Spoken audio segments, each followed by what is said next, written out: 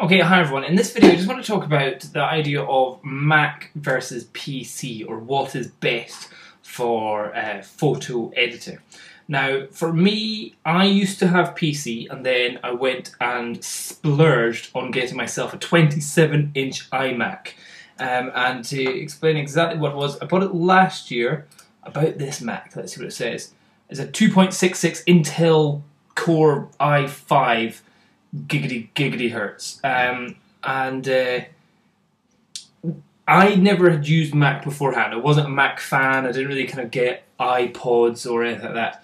But there is a phrase somewhere where it's that once you go Mac, you don't go back, and I'm kind of going that way now.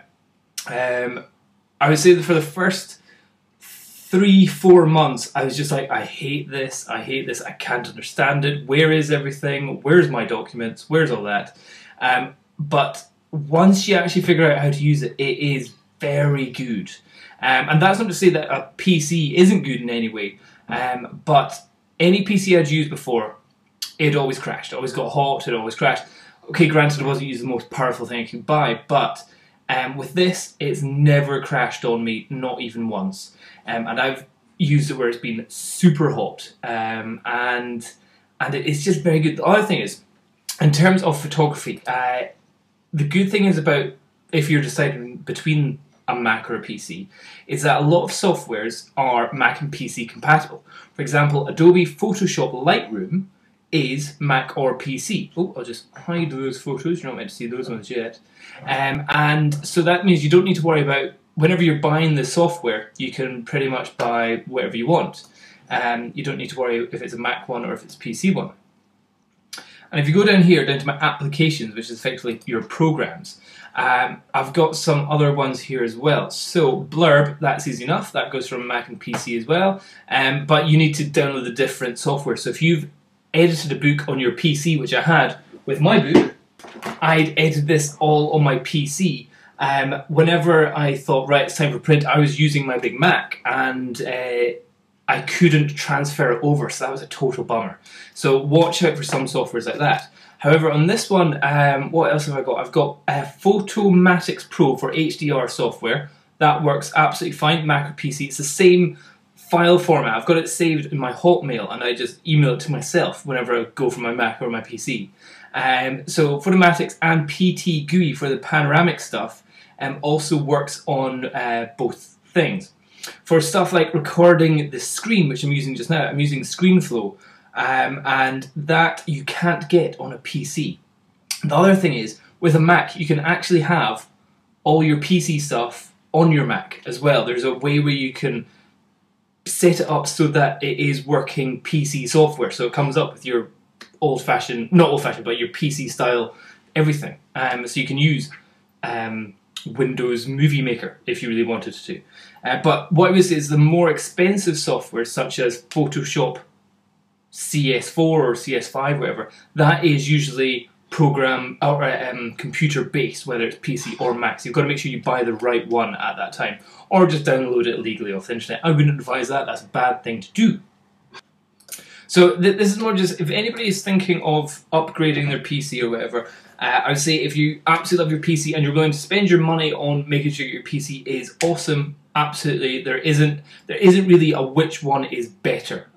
For me, I just find that this Mac, all in one, it saves so much space. There's no wires. I've got my keyboard here, I've got my mouse here, and my screen and my computer are the same thing, and the screen is more than HD. It's like 2400 by 2700 or something like that, some huge amount of pixels on the screen. So if I open up a full HD video, for example, this video here, this is full HD. This is, as it says up here, 1080 by 1920 million pixels, and it doesn't even take up the whole screen. It barely takes up any of it. So I can have a lot more going on. I can have a full running HD video, no problem with that. Also, the software or the processing power of this Mac is absolutely fine for running and editing these programs really, really well. So yeah, that's what I liked. I like the massive screen, I liked all that. If I were to buy anything new, I definitely wouldn't go back to PC. I know you can get them for a lot cheaper, but there's something about once you get one of these, I just think that they really are very good for stuff.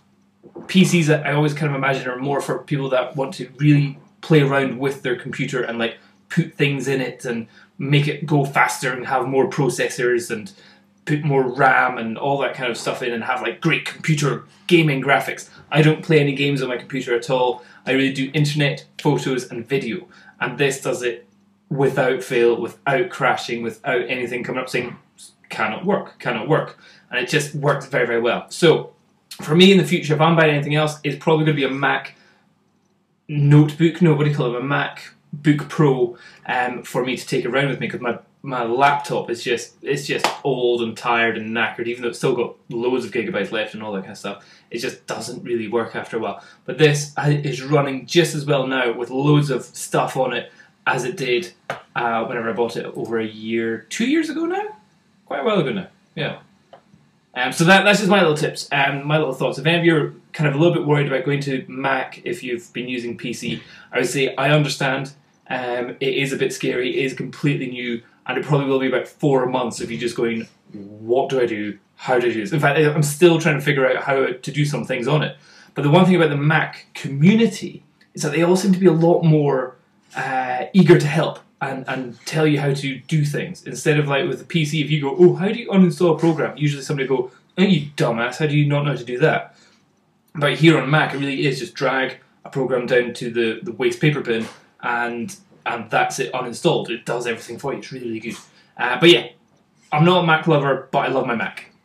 Okay, that's all. Bye-bye.